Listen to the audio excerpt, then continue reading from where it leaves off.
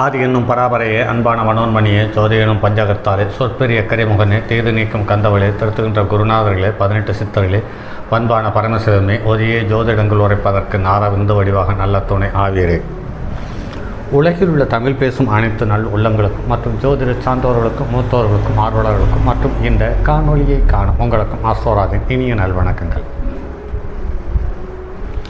ஜோதிடம், ஆன்மீகம், வாழ்வியல், மருத்துவம் என்ற 4 தலைப்புகளில் தொடர் காணொலிகளாக கொடுத்து வருகிறோம். அந்த வகையில் இன்று ஜோதிடத்தில்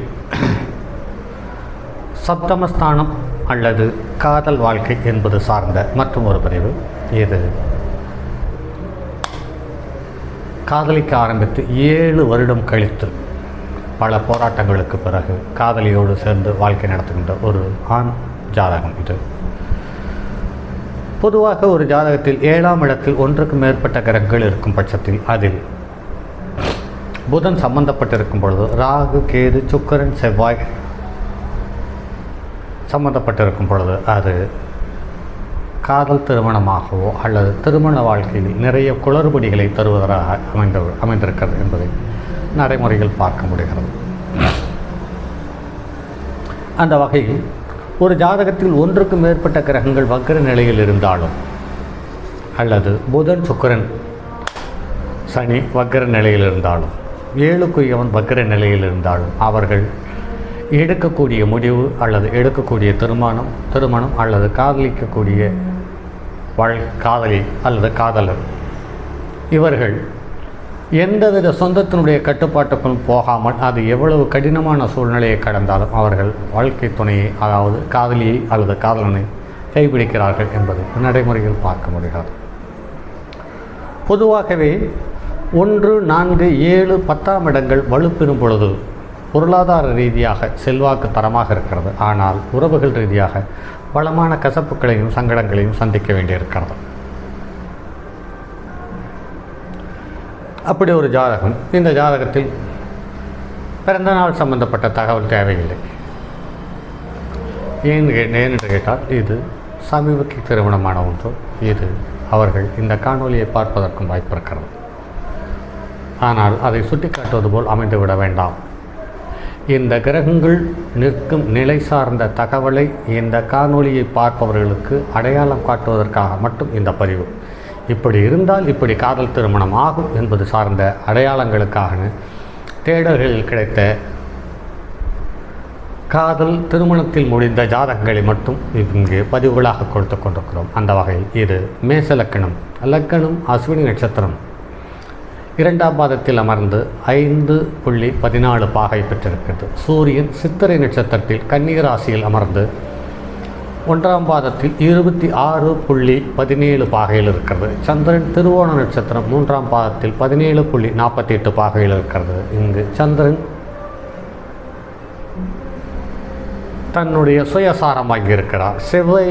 செவ்வாய் பூசம் நட்சத்திரம் 3ஆம் பாதத்தில் 11.14 பாகையில் இருக்கிறது. புதன் சுவாதி நட்சத்திரத்தில் 2ஆம் பாதத்தில் 11.38 பாகையில் இருக்கிறது. குரு விசாக நட்சத்திரத்தில் 2ஆம் பாதத்தில் 23.5 பாகை பெற்றிருக்கிறது. இந்த குரு விசாக நட்சத்திரத்தில் இருப்பது சுயசாரத்தை பெறுகிறது.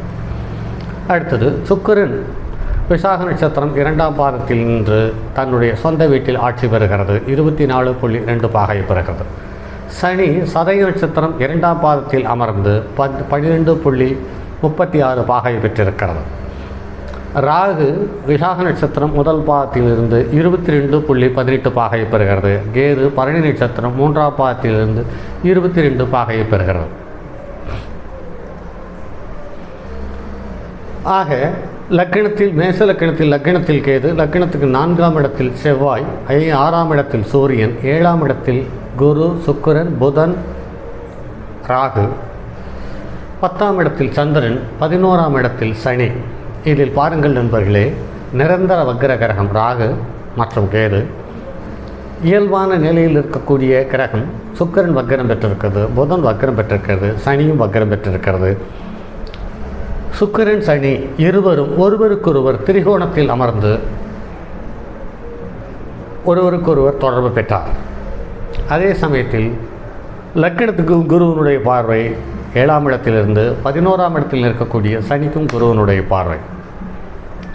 ஆக இங்கு புதன் 11.3 பாகையை பெற்று லக்கினத்துக்கு 3, 7, 11 தொடர்பு பெறும் பொழுது ஒன்றுக்கு மேற்பட்ட உறவுகளோ அல்லது காதல் திருமணங்களோ அல்லது அவசர கதியாய் நடக்கக்கூடிய திருமணங்களோ ஒன்று பண்ணி தந்து விடுகிறது என்பதை விதி சொல்லுகிறது. இதில் 3ஆம் இடத்துக்குரிய புதன் வக்கிரம் பெற்று 7ஆம் இடத்துக்காரனோடு சம்பந்தப்பட்டு 7ஆம் இடத்துக்காரன் என்று சொல்லக்கூடிய சுக்கிரனும் வக்கிரம் பெற்று ஒருவருக்கொருவர் நட்பு கிரகமாக இருந்து இருவரும் எதிர்பாதையில் பயணிக்கக்கூடிய மனோநிலையோடு இருக்கிறார்கள்.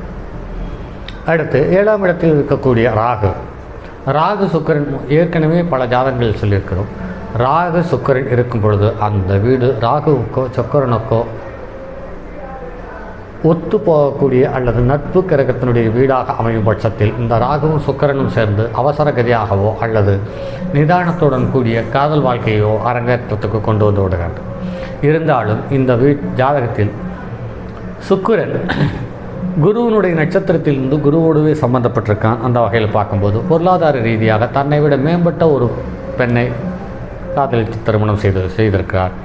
அதே சமயத்தில் 7ஆம் இடத்துக்காரன் நின்ற வீட்டுக்கு 2க்குரியவன் 2லேயே இருக்கிறான். 7ஆம் வீட்டுக்காரன் நின்ற வீட்டுக்கு 9க்குரியவன் 7ஆம் இடத்திலேயே இருக்கிறது. அந்த வகையில் பார்க்கும் பொழுது 7ஆம் இடத்தை லக்கணமாக வைத்து பார்க்கும் பொழுது 2, 9க்குரியவர்கள்